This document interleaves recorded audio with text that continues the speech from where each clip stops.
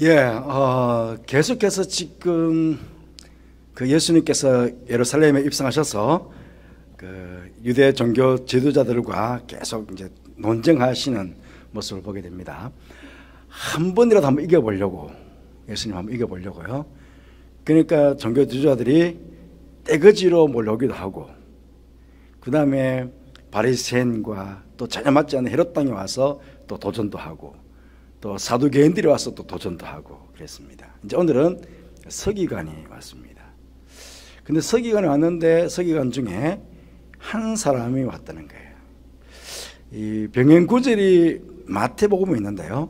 마태복음은 다른 앞쪽에 있는 바리새인들이나 또 헤롯 당원이나 또 그 사두개인들처럼 예수님을 완전히 시험하기 위해서 왔다 그렇게 되어 있지만, 이 마가복음 같은 경우에는 이 서기관에 대해서 자꾸 우호적인 이야기를 하는 것을 보게 됩니다. 그러니까 서기관들이 때로 온 게 아니고 서기관 중에 한 사람이 온 거예요. 한 사람이. 그런데 이제 이 서기관들이 누구냐 했을 때에 다윗 왕 때에 처음으로 그 애굽의 어떤 관리 체계, 신하들의 체계를 보면서 이 처음에 다윗 왕 시대에 이 서기관을 두었다는 거예요. 이 서기관은 그야말로 문서를 기록하고 문서를 정리하는 이런 역할들을 한 거죠. 그런데 바벨론의 포로로 잡혀간 이후에 다시 이제 예루살렘으로 왔을 때, 유대로 왔을 때 이 서기관들은 역할이 달라졌습니다. 그래서 율법을 연구하고 또 해석하고, 또 율법에 해석하고 나서는 이제 율법의 규례들을 더 만들어가고 하는 일들, 또 율법을 가르치는 일들. 그래서 서기관이라고 하기도 하고 율법사라기도 합니다. 성경에 이 두 가지가 혼용돼서 씁니다.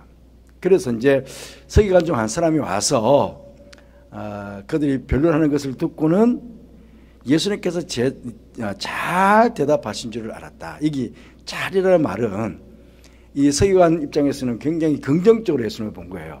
정말 훌륭하게 대답을 잘하셨다.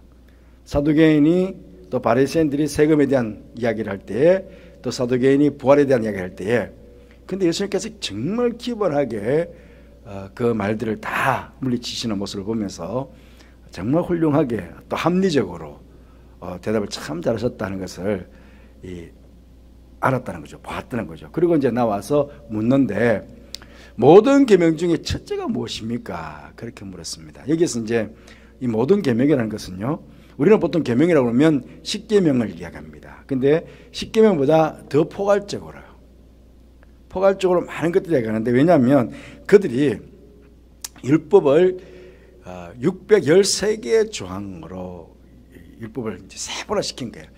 어찌 보면 십계명을 613개로 이렇게 막 아주 쪼개놓은 거예요. 그런데 613개 중에 가장 큰 계명이 뭐냐? 그게 이제 늘 자기들끼리 이제 논쟁거리인 거예요. 자기들 안에서. 그런데 사실은 자기들이 613개를 만들어 놓고 지켜야 된다 그러지만은 누가 다 지키겠습니까? 이거 잘 못 지키거든요. 자기들도 못 지키고 뭐 지켜야 된다고 가르쳤지만 자기들도 못 지키고 그러니까 그 중에 248개는 좀 중요한 조항의 어떤 율법, 또 365개는 그보다 좀 덜 중요한 조항. 그래서 이제 정해놓고는 248개는 꼭 지켜야 된다. 하지만 365개는 뭐 딱 지키면 좋지만 그래도 안 지켜도 그렇게 뭐 크게 중요하지 않다. 그렇게 이제 자기들끼리 뭐라 그럽니까? 그 이야기를 나눈 거예요. 그런데 그럼에도 불구하고 덜 중요한 조항이 어디 있느냐? 하나님 앞에서 다 중요하지 덜 중요한 조항이 어디 있느냐? 그래서 자기들끼리 계속 싸우는 거예요. 그래서 이제 늘 계명을 가지고 큰 계명, 작은 계명을 가지고 늘 이제 싸움을 했다는 거예요. 자기들 안에서. 그러니까 이제 예수님께서 대답을 잘 하신 것을 이제 이 사기를 보고는 뭔가 답을 얻기 위해서 이 서기관은 예수님을 시험하려는 목적도 있었지만 그것보다는 자기들 안에서 늘 이제 문제 아닙니까? 어쨌든 경건한 그래도 그 가운데서 경건한 바리새인들이나 경건한 서기관들은 그래도 뭔가 주님 앞에서 좀 바르게 좀 신앙생활하고 싶은 그런 간절함이 있지 않았겠습니까? 그래서 하나님 앞에서 어떻게 하면 이 율법 조항들을 잘 지킬까? 어떻게 하면 가장 중요한 조항이 뭘까? 늘 한번 고민했을 거거든요.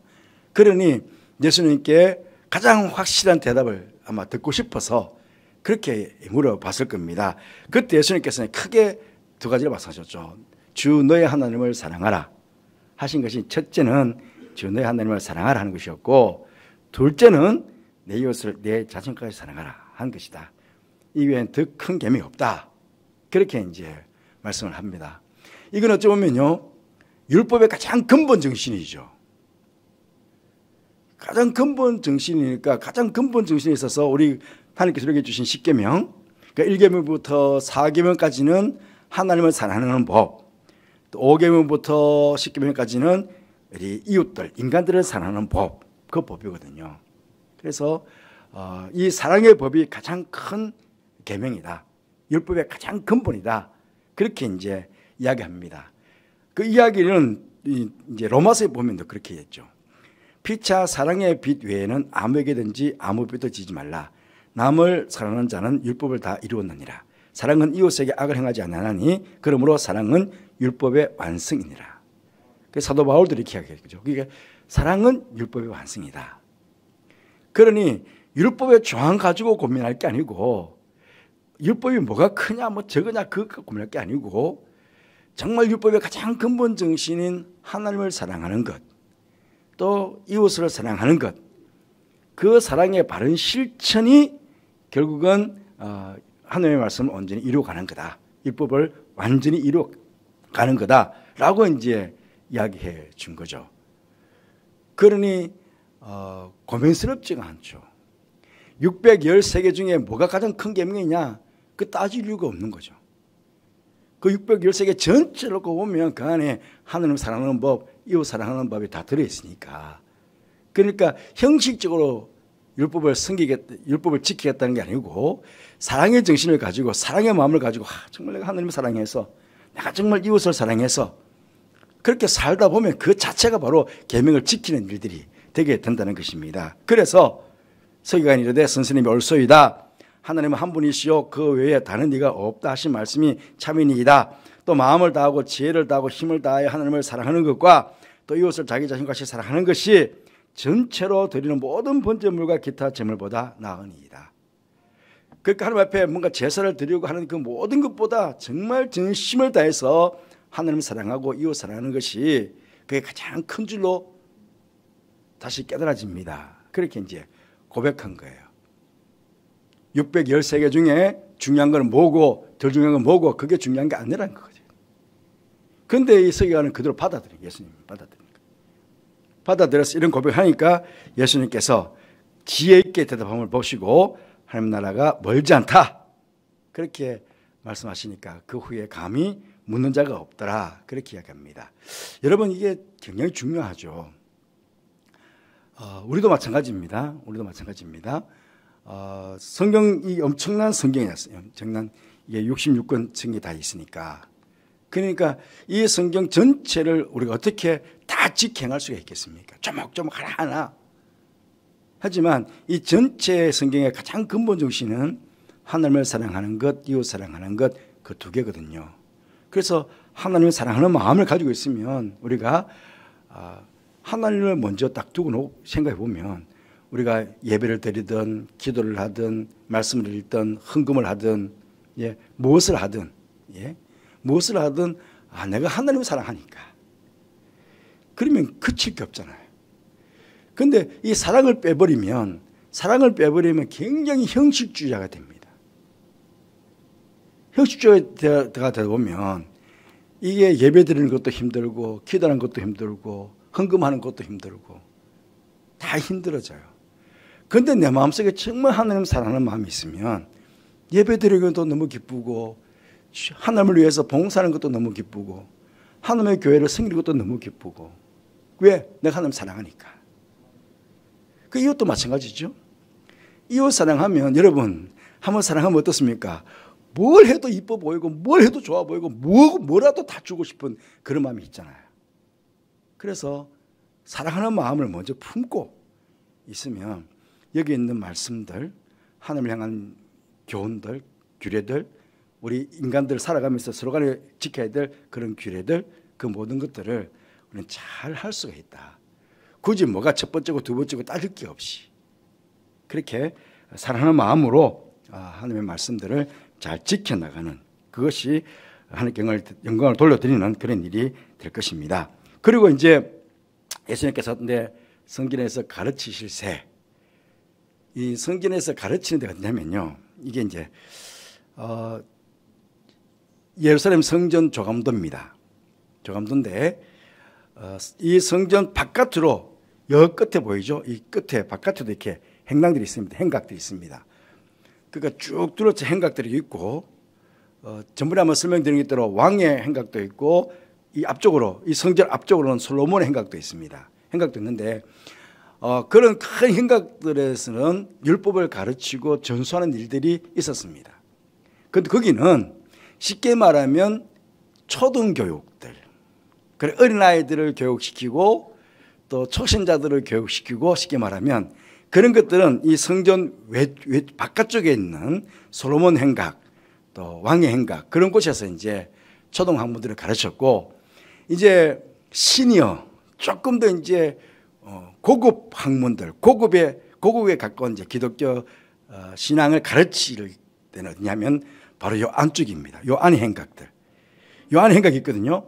요 안의 행각들이 대제사장이나 제사장들, 또 랍비들도 아주 그 존경받는 아주 그 랍비들도 계급이 있지 않겠습니까? 그죠? 아주 뛰어난 랍비들, 그런 랍비들이 이곳에 와서 백성들을 가르쳤죠. 성경을 가르쳤죠. 율법을 가르쳤죠. 그 가르치는 것은 앞쪽에 있는 아주 기초적인 그게 아니고 아주 깊이 있는 학문들을 거기서 다뤘다 합니다. 그 안에 보면 이제 예수님께서도 이런 곳에서 이제 그냥 이렇게 했을 것이다, 성전이 이렇게 지어졌을 것이다라고 추측했지 꼭 이렇게 됐다는 뜻은 아닙니다. 하지만 헤롯 왕이 성전을 지었을 때 이렇게 많은 성경학자들이 생각할 때는 이렇게 지었을 것이다 하는 것이죠. 그래서 이 행각 안에서 성전에서 그렇게 예수님께서 성전에서 가르치시세 그랬는데, 예수님께서도 그때 랍비요, 선생님이요,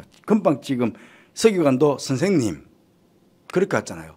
그러니까 어찌 보면요, 지금 서기관들이나 바리새인들이나 사두개인들은 그 중에서도 굉장히 뛰어난 사람들이거든요. 그러니까 바깥 외쪽에 있는 곳에서 가르치는 게 아니고 성전 안에 와서 가르치는 사람들이었으니까 그들과 토론하고 그들에게 메시지를 전하고, 예수님께서도 이제 논쟁하고 또 말씀을 가르치고 하는 그런 일들을 하게 되었습니다. 그러면서 이제 처음으로, 지금까지는 바리새인들, 사두개인들, 서기관들이 예수님께 질문했잖아요.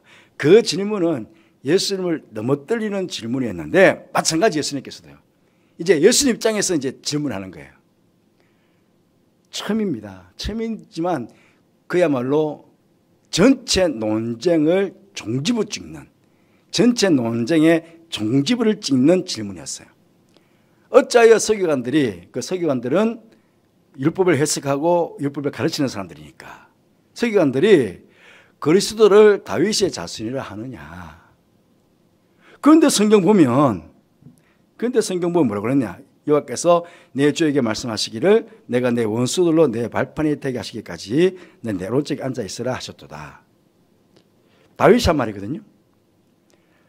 아니, 서기관들이 분명히 메시아가 다윗의 혈통으로부터 온다고 그랬는데, 다윗의 자손이라고 그랬는데, 그런데 다윗은 내 주에게, 내 주라고 이야기했다. 이게 무슨 뜻이냐 도대체. 그러니까 지금 분명히 구약을 알고 있었는데, 예? 종교 지도자들이 분명히 구약에서 그냥 혈통적으로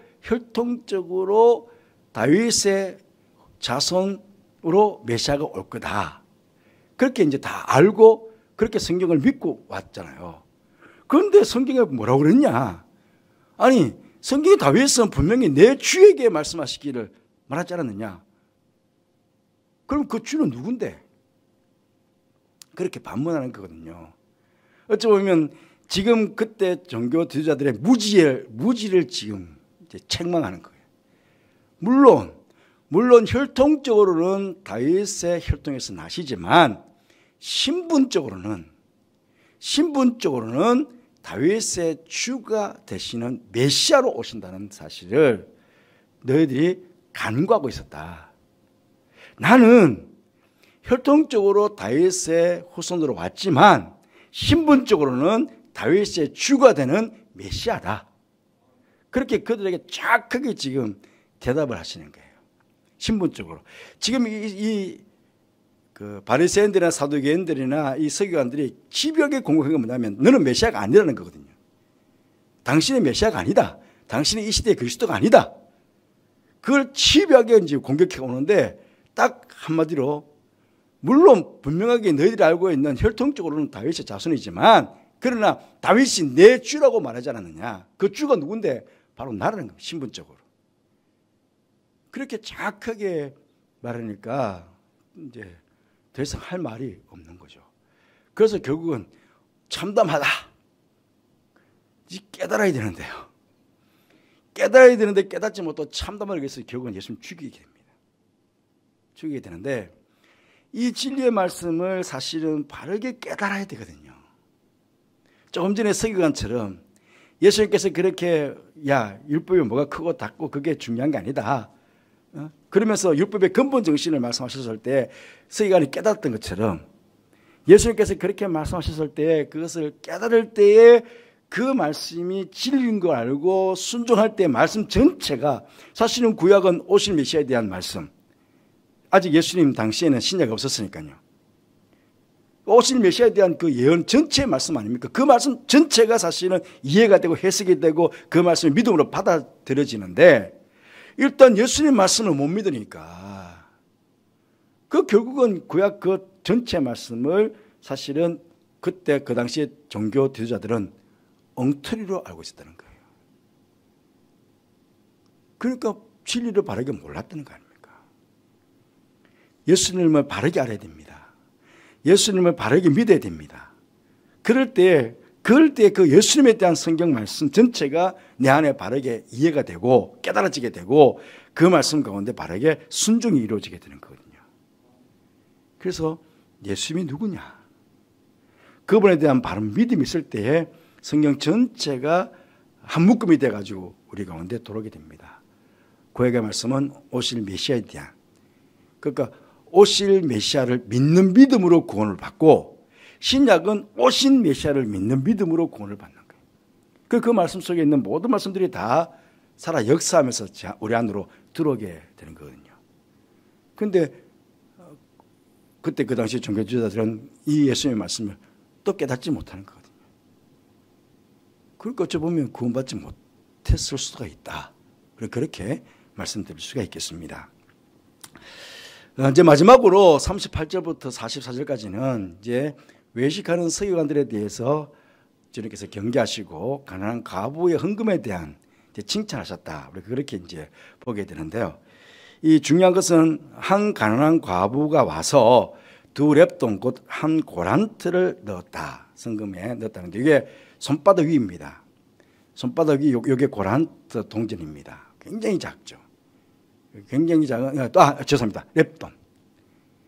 렙돈이니까 2렙돈 아주 작은 동전입니다. 그런데 여러분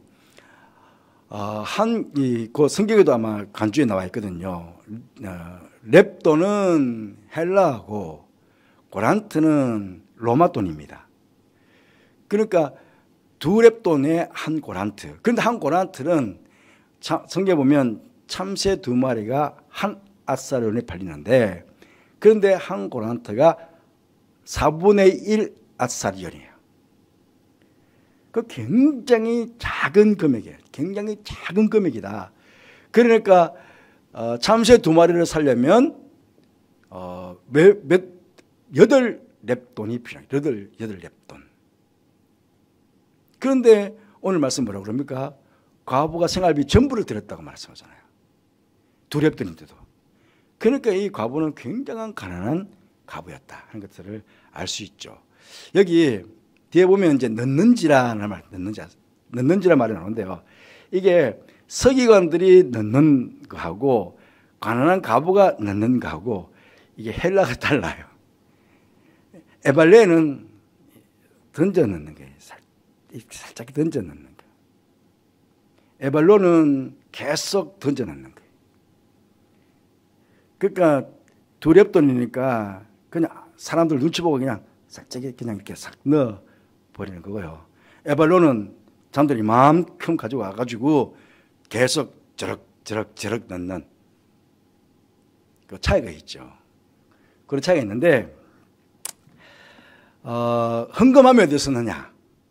헌금함이 여기 이제 행각 있지 않습니까? 행각 안에 예수님 당시에 13개가 있었대요. 제가 성경 강의하면서 여러분이 한번 말씀을 드렸는데요. 그런데 그 헌금함 모양이 어떻게 되어 있느냐? 꼭 양각 나팔 모양으로 되어 있대요. 그래서 헌금함을 나팔이라고 불렀다고 해요. 앞쪽은 좁고 뒤쪽은 넓고, 그러니까 사람들이 손을 쭉 넣어가지고 헌금을 못 빼내도록. 그러니까 과부가 두 냅들을 넣는데 입구는 좁고 밑으로는 감싸 넓잖아요. 이런 식으로. 근데 이제 13개가 있었다는 거예요. 그 당시에. 이게 성경학자들이 이제 쭉 그걸 풀이했는데요. 13개 중에 한 개, 1번, 2번 헌금함은 성전세 반세계를 내야 되니까 성전세를 냈고, 또 3번, 4번 헌금함은 그때 그 당시 이제 번제를 드리고 제사를 드리잖아요. 번제를 드린 것 중에서도 여인들이 성전에 와가지고 속죄제 제물을 비둘기를 드려요. 비둘기를 드리는데 산비둘기를 드려야 되는데 산비둘기가 많지 않잖아요. 날아다니는 비둘기를 다 잡아야 되니까. 그러니까 이제 헌금으로 드리는 거예요. 헌금으로 드리니까 산비둘기를 헌금으로 드려야 되니까 꽤 많은 비용을 들였대요. 그래서 또 세계는 1번, 2번에 성전세도 내고, 또 3번, 4번에 속죄 제물도 내고, 또 5번은 제물을 태워야 되잖아요. 제물을 태우면 목재가 필요하잖아요. 그러니까 목재 살 헌금도 내고, 그 다음에 성경에 보면 향을 살아야 돼, 향을. 또 6번은 향을 사르는 비용을 내고, 또 7번은 성전에 사용되는 잔들, 성전에 사용되는 잔들은 다 금잔입니다. 금잔.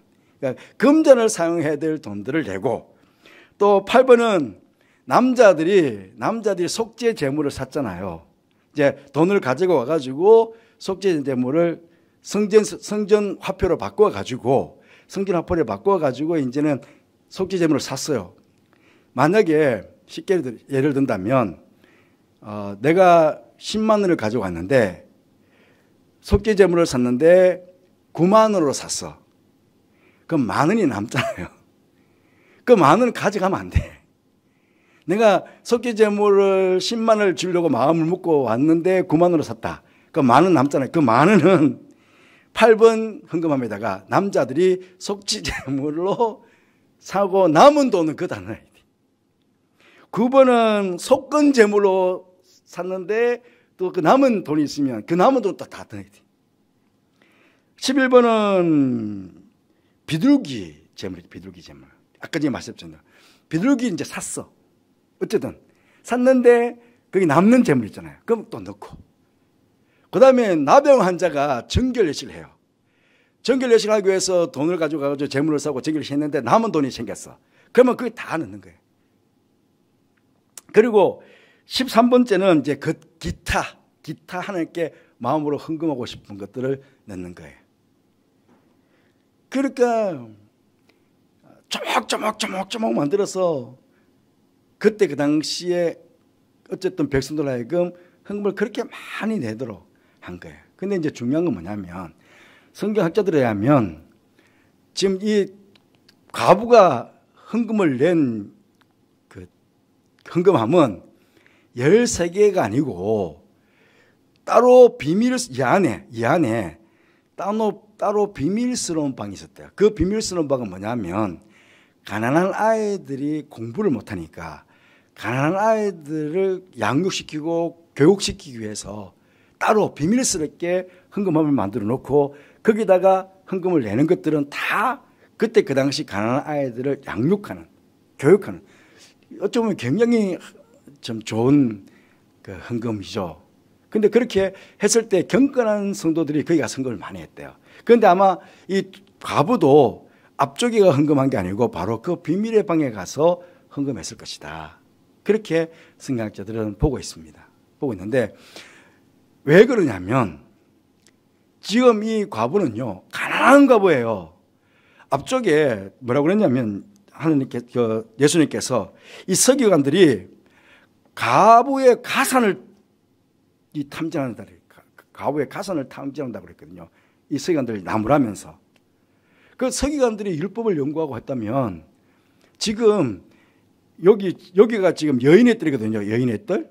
여인의 뜰인데 성전으로 보면요. 여기입니다. 여기. 여인의 뜰. 여기서 과부들의 구제가 있었다는 거예요. 늘 매일마다.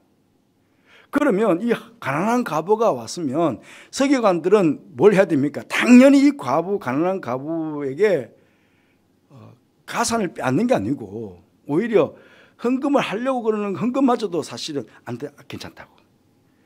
당신은 가난한 과부이기 때문에 여기 지금 성전에 있는 헌금으로 오히려 더 두렵돈보다 더 많은 돈을 들여서 사실 이 과부를 구제를 해야 되는 거예요. 서기관들은. 그런데 오히려 과부들이 그 가산을 빼앗아버리는 그런 역할을 하고 있으니까 그것에 대해서 주님께서 나무란 거죠. 그렇지만 이제 전체적으로 놓고 보면 그럼에도 불구하고 이 가난한 과부가 경건한 사람들이 넣는 그 비밀의 방에 가서 가난한 아이들의 교육과 양육을 위해서 두렵돌을 내었다. 그러면 어떻게 그걸 알았을까? 제사장들이 헌금함마다 다 써 있었대요. 헌금함마다 다 써가지고 헌금을 내는 사람은 왜? 동전을 넣기 때문에 따랑따랑 소리 나잖아요. 그러니까 이 사람은 2개 넣었어. 이 사람은 3개 넣었어. 이 사람은 5개 넣었어. 거기서 다 헤아리는 거예요. 그것도 큰 소리로. 그러니까 큰 소리 헤아리니까 예를 든다면 지금 저희 교회도 이제 그게 이제 없어졌는데요. 앞에서 쉽게 말하면 제가 저기 오늘 테일라 오카리나 앙상블이 헌금을 얼마를 드렸습니다. 그 액수. 쉽게 말하면 액수를 이제 다 불러주는 거죠. 그러면 그 다 듣잖아요. 그러면 좀 자존심이 상하니까 내가 저 사람보다는 좀 더 내야지. 그게 액수가 많아지는 거예요. 그것도 이제 노렸다 뭐 그런 이야기 하는데 어쨌든요. 그 제사장들이 다 써서 일일이 다 헌금 개수를 헤아렸다고 그렇게 이야기합니다. 그렇게 해서 이제 헌금을 쉽게 말하면 성도들 하여금 자발적으로 헌금하도록 했었어야 되는데 그렇지 않고 어쩌면 굉장히 강제적으로 백성들에게 강제적으로 헌금을 하도록 그렇게 서기관들이 교육을 엉터리로 시켰다. 쉽게 말하면 그렇게 이제 말씀을 드릴 수가 있겠습니다. 근데 어쨌든 예수님께서는 그러면서 그 과부의 두렵돈을 보시면서 제자들을 불렀어요. 이 중요합니다. 왜냐하면 오늘 좀 설교가 좀 길어지는데요. 제자들을 불러서 유일하게 제자들을 불러가지고 다시 한 번 더 교육시킨 것은 이 처음입니다. 성경 전체를 보면 물론 예수님께서 공생의 3년 동안에 예수님께서 제자들을 데리고 다니면서 계속 교육했지만은 교육했음에도 불구하고 정확하게 예수님께서 제자들을 불러다 놓고 정확하게 교육시킨 것은 이것밖에 없습니다. 그러니까 하나님께 이게 헌금을 드린다는 게 굉장히 주님 앞에서도 중요하다 하는 것들을 보게 됩니다. 보면 제자들을 불러다가 이러시되 내가 진실로 너에게 한다. 그러니까 이제 헌금의 굉장히 중요함에 대한 이야기를 제자들이 하게 되는 거죠. 그러니까 제자들에게 이 과부가 많이 냈다. 사실은 사람보다 많이 냈다. 뭐 모든 소유, 생활비 전부를 넣었다. 여기에 포커스를 두는 게 아니고요. 물론 이렇게 말씀하셨지만 중요한 거는 헌금의 정신은 뭐냐는 것을 이제 가르치는 거거든요. 헌금의 정신을. 그게 이제 보면 우리가 믿는 하나님께서는 마음과 영혼만 창조하시고 통치하시는 분이 아니라 우리의 욕심과 물질까지도 창조 통치하시는 분이기 때문이다 하는 것이죠. 예를 들어서 여러분, 과부에 두렵던 그게 생활비 전부인데 우리 주님께서 그거마저 다 빼앗아 가시는 분이 아닙니다. 그렇잖아요. 이단들은 지금 전재산을 다 내놓으라고 그래요. 이단들은. 왜 이단들이 부자인 줄 압니까? 이런 헌금의 정신을 그 이단들이 교묘하게 이용해가지고 봐! 이 가난한 과부도 다 전재산을 바치는데 당신들은 믿음 있는 게 없는 거야. 다 바쳐. 그래가지고 전재산을 바치게 만듭니다. 우리 하나님 그런 분 아니세요. 중요한 건 뭐냐면 우리 헌금의 정신이 뭐냐. 헌금의 정신이. 내가 헌금을 바치면서 이 물질의 주권이 누구에게 있느냐는 것을 신앙 고백하는 거거든요. 내가 전 재산을 다 바친다고 해서 신앙의 고백이 되는 게 아니고 이게 정말 주님께서 나에게 주신 물질의 일부분은 성별해서 11조를 드릴 때도 중요한 것은 이 물질의 주권이 누구에게 있느냐. 그거를 정확하게 신앙 고백하는 차원에서 물질을 바치는 건데 이 과부는 구제를 받아야 될 상황에도 불구하고 그렇게 비밀방에 가가지고 더 가난한 아이들을 위해서 그 헌금을 내놨던 거죠. 이런 정신. 그 안에 뭐 있습니까? 그 과부의 신앙 고백이 담겨 있는 거거든요. 그래서 물질을 많이 하라 하는 그런 차원이 아니고 정말 물질의 주권이 하나님께 있음을 네가 고백하느냐 그게 중요한 거예요. 왜 우리 이 땅에 살고 있으니까. 이 땅에서는 물질이 다 필요하잖아요. 그리고 또 하나는 하나님께 대한 감사의 표시입니다. 사실은요. 우리 물질 속에 여러분 그렇지 않습니까? 성도들의 눈물이 있습니다. 수고가 있습니다. 땀이 있습니다. 희생이 있습니다. 그냥 그렇게 강도짓 해가지고 돈을 빼앗는 사람도 있지만은 그러나 우리가 정확하게 정상적인 삶에 있어서 보면 그 물질은 성도들이 얼마나 노력하고 애쓰고 아침 일찍 일어나서 저녁 늦게까지 일하고 수고하고 때로는 눈물도 흘리고 그런 수고롭게 얻은 물질이거든요. 그런데 물질에도 불구하고 주님 앞에 내놓는다는 것은 그럼에도 불구하고 내가 이 물질을 가질 수 있도록 하나님께서 나에게 건강도 주시고 환경도 조성해 주셨고 물론 내가 수고하고 때로는 눈물도 흘리고 때로는 희생도 나고 때로는 피도 흘리고 그렇게 내가 고생해서 물질을 얻었지만 그러나 그 가운데 주님께서 함께 하셨다. 나를 지켜주셨고 내 건강도 지켜주셨고 이렇게 일할 자리도 주셨고 그거에 대한 하나님께 감사. 그 감사의 표시가 사실은 물질로 나타나는 거거든요. 그리고 또 하나는 지금 그 13개 헌금함을 놓고는 아주 조목조목 사실은 저희 교회도 11조헌금, 감사헌금, 선교헌금, 장학헌금 이렇게 구분해 놓고 있는데 어쨌든 헌금은요 신앙 공동체를 사랑하는 마음의 표현입니다. 성전 유지해야 되잖아요. 성전에서 봉사하고 있는 제사장들의 생활비가 있어야 되잖아요. 요새로 말하면 교회가 사명이 있습니다. 구제하고 전도하고 봉사하고 교육하는 그런 사명이 있습니다. 그런 사명들이 우리 교회 안에 있음을 알면은 내가 교회를 사랑하기 때문에 교회가 마땅히 해야 될 일들이 있으니까 기쁨으로 교회 공동체를 위해서 헌금을 내놓는 거거든요. 그 헌금도 따지고 보면 다 하나님 앞에서 사랑의 표현이에요. 하나님 사랑하기 때문에 내가 교회 사랑하기 때문에 내가 내 이웃을 사랑하기 때문에 그래서 그 물질을 기쁨으로 그렇게 내어놓게 되는 것입니다. 그냥 막 고혈을 짜내듯이 그냥 짜내게 해서 만든 게 아니고 그때 그 당시 서기관들은 그렇게 해서 과부의 가선을 그냥 다 빼앗아버리는 그런 아주 악랄한 종교 지도를 했지만 그게 아니라는 거거든요. 헌금의 참 정신을 가지고 우리가 하나님 앞에 헌금을 할 때에 그 헌금을 통해서 주의 나라가 세워지게 되고 또 우리 교회는 교회대로 이웃들을 섬기고 구제하고 또 사랑을 실천하는 그런 일들을 할 수 있게 된다 하는 것들을 우리가 기억하고 우리 헌금 생활을 했으면 좋겠습니다. 자, 우리 함께 찬양하고 기도했으면 좋겠습니다. 하나님의 이웃 사랑을 실천함으로 하나님의 말씀 온전히 이루어가게 해주시기를 율법의 완성을 그랬으니까요. 예수님의 가르침을 바르게 알고 말씀에 바른 순종하며 살게 해주시기를 헌금의 바른 정신을 깨닫고 바른 헌생을 해 주시기를 우리 그렇게 기도하십시다. 나의 주 나의 하나님이여 찬 이후에 기도하겠습니다.